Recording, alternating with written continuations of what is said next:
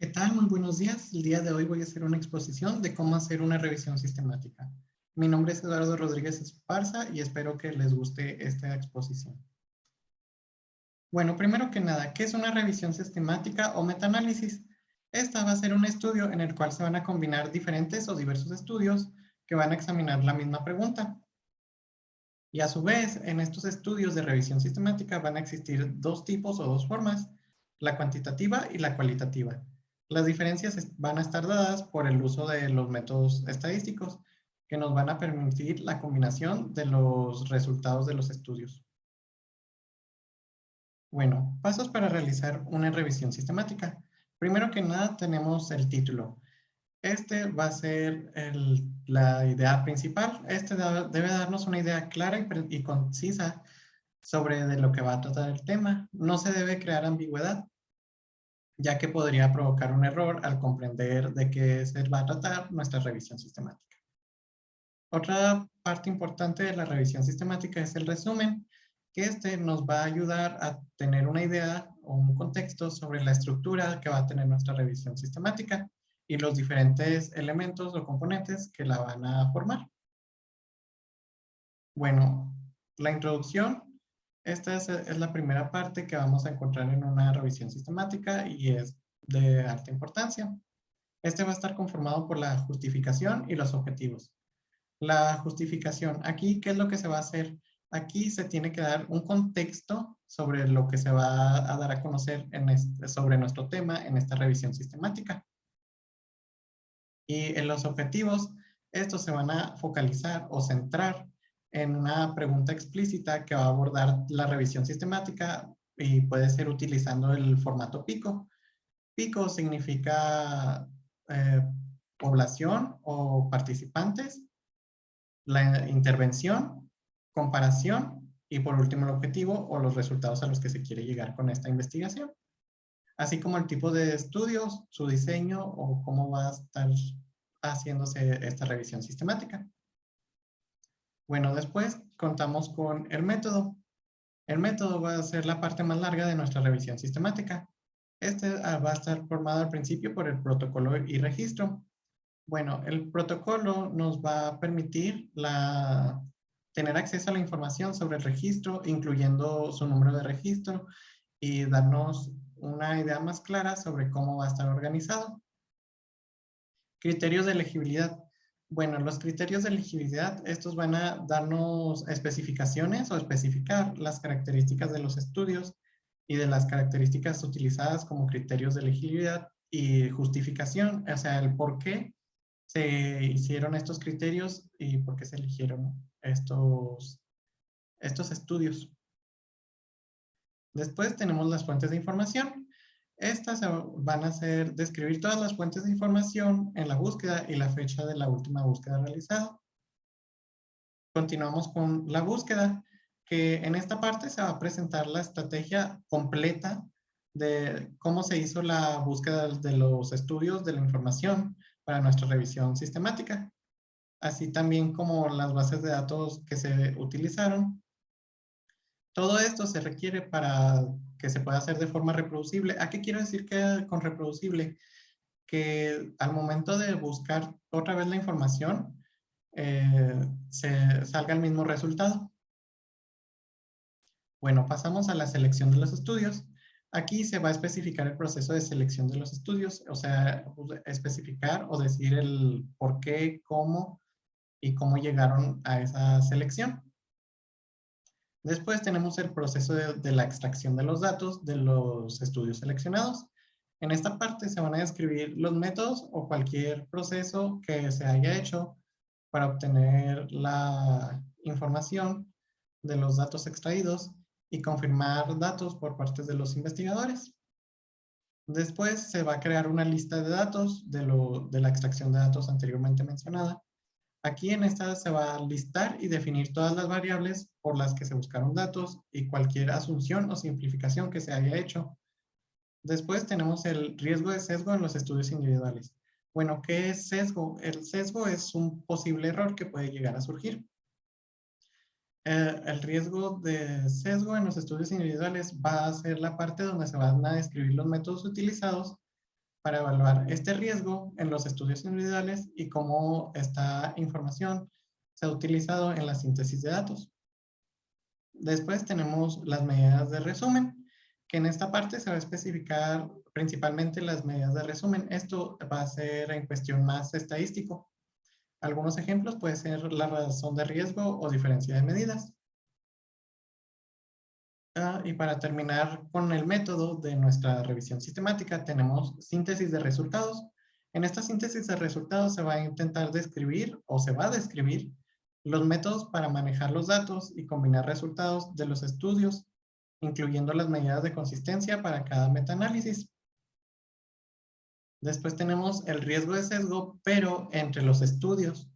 En este, al igual como les mencioné, es el riesgo de un posible error que pueda surgir, que es, en esta parte se va a especificar cualquier evaluación del riesgo de sesgo que pueda afectar la evidencia acumulativa, o sea, toda la información ya recabada. Y por último, en la parte de método, se va a hacer un análisis adicional. Este, como su nombre lo dice, es un extra. En esta parte se van a describir los métodos adicionales de análisis. Estos se van a indicar cuáles fueron preespecificados. Esta parte es en el caso de que se hubiera hecho, ya que es un extra, un adicional. Después tenemos el apartado de resultados. Aquí lo primero que se va a hacer es una selección de los estudios. En esta parte se va a facilitar el número de estudios cribados, evaluados para su elegibilidad e incluidos en la revisión, y detallar las razones para su exclusión en cada etapa, idealmente mediante un diagrama de flujo. Bueno, ¿qué quiero decir aquí con selección de estudios? Es en cuestión, ya lo antes mencionado, se va a elegir los estudios según los criterios que se hayan hecho. En esta selección de estudios, ustedes van a decir el número de resultados que encontraron, de estudios que encontraron, y la razón de que por qué algunos no los eligieron o por qué algunos sí los eligieron. Esto es preferible hacerlo en un diagrama de flujo, ya que nos da una mayor consistencia de cómo se hizo la eliminación y la elección de ciertos estudios. Las características de los estudios. Bueno, para cada estudio se debe presentar las características por las que se extrajeron los datos y proporcionar las citas bibliográficas. Como ya les había mencionado, las características de los estudios va a ser para tener una selección. En esta parte, ustedes van a describir las características que tenían en común estos estudios, y también se va a dar una cita bibliográfica para poder comprobarlos. Después tenemos el riesgo de sesgo en los estudios. Bueno, aquí se va a presentar los datos sobre el riesgo de sesgo en cada estudio y si está disponible o si es posible cualquier evaluación del sesgo en los resultados. Continuando, tenemos resultados de los estudios individuales. Para cada resultado se toma en consideración, en cada estudio debe presentarse, primero que nada, el dato resumen para cada grupo de intervención. Y también se debe de presentar la estimación del efecto con su intervalo de confianza. Esto se prefiere o de forma ideal sería en una gráfica para tener un mayor orden en estos resultados. Después tenemos la síntesis de los resultados. En esta se van a presentar los resultados de todos los metaanálisis realizados, incluyendo los intervalos de confianza y las medidas de consistencia. Bueno, como su nombre lo dice, la síntesis de resultados es donde se van a poner en conjunto todos los resultados obtenidos de los estudios. Y aquí se incluyen los intervalos de confianza y medidas de consistencia para saber qué tan confiables son estos resultados obtenidos. Después tenemos el riesgo de sesgo entre los estudios. Bueno, aquí esto ya se ha mencionado varias veces, es presentar los resultados de cualquier evaluación del riesgo de sesgo entre los estudios que se obtuvieron. Y ya para terminar tenemos el análisis adicional, que este, como su nombre lo dice, es adicional, es un extra. Este nos va a facilitar los resultados de cualquier análisis adicional, en el caso de que se hayan realizado. Después llegamos a la parte de la discusión. Esta va a estar conformada por tres partes. Primero que nada, por el resumen de la evidencia. Como su nombre lo dice, en esta parte se va a hacer un resumen de los hallazgos principales encontrados incluyendo la fortaleza de las evidencias para cada resultado principal y considerar su relevancia para grupos clave, como les había mencionado, con el intervalo de confianza que nos permite tener una idea más clara de qué tan confiables son los resultados obtenidos de la selección de los estudios. Después tenemos las limitaciones. En esta parte de las limitaciones se van a discutir las posibles limitaciones de los estudios que se obtuvieron y de los resultados y la revisión.